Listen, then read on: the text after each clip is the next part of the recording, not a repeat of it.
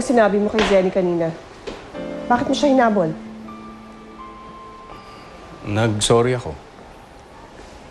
Bakit?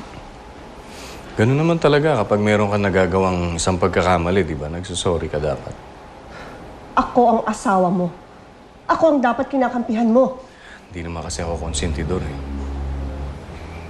Saka ano ba nangyayari sa'yo, Roxanne? Hindi ka naman ganyan dati ah. Hindi naman ganyan na ugali mo. Alam mo kung nabubuhay pa anak natin, hindi siya matutuwa din sa mga ginagawa mo.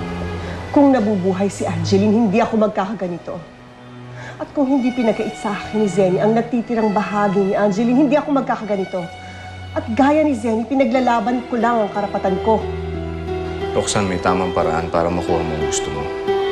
Yung mga ginagawa mo, maling-mali yan. Walang tama at mali sa isang taong desperado. At hindi ka isang ina, kaya hindi mo ako naiintindihan. Huwag mo sabihan na hindi ko naiintindihan yan dahil magulang din ako. Kung ganun, huwag mo akong kukontrahin. Kampihan mo ko, asawa kita. Ako dapat ang kinakampihan mo.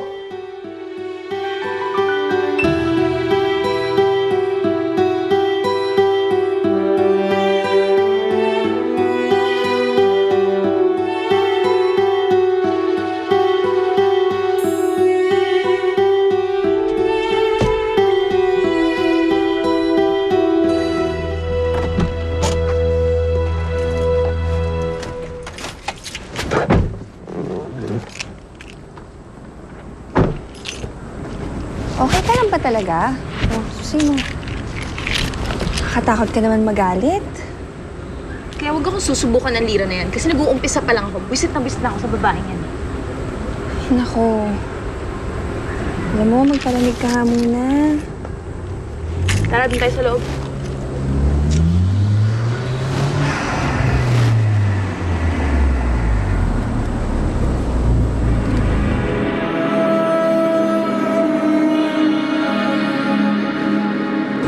Vanessa, Pwede ba tayo mag-usap? una lang ako sa loob, ah. Vanessa, tigilan mo na kami ng Lira.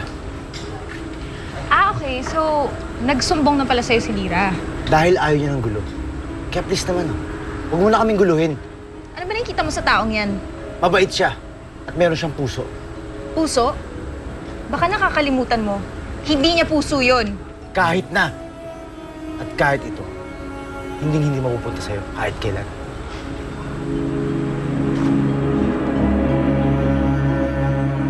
Mars, ang dami mo yata niluto.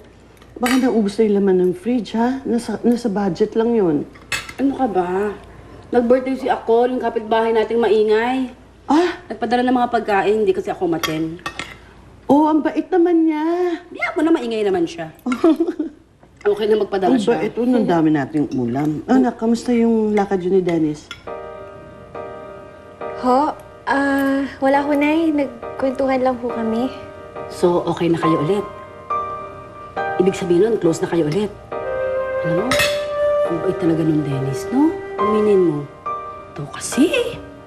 Pero alam mo, Lira, kung talagang ayaw mo si Dennis, ipasa mo na lang sa akin, available pa naman. Mars, ano ba yung pinagsasabi mo? May maniwala si Lira. Ito naman di ba pwede magbiro? Kahit na pwede naman magkatotoo. Luloko lang ang ninang mo, ha?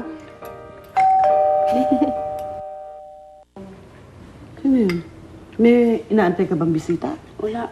Baka si Dennis mismo. Baka naman si Akor may dala pang dessert. Kaya naman. Dali. Sandali lang. Sino yan? Senny, pwede ba tayo mag-usap? Mr. Saavedra.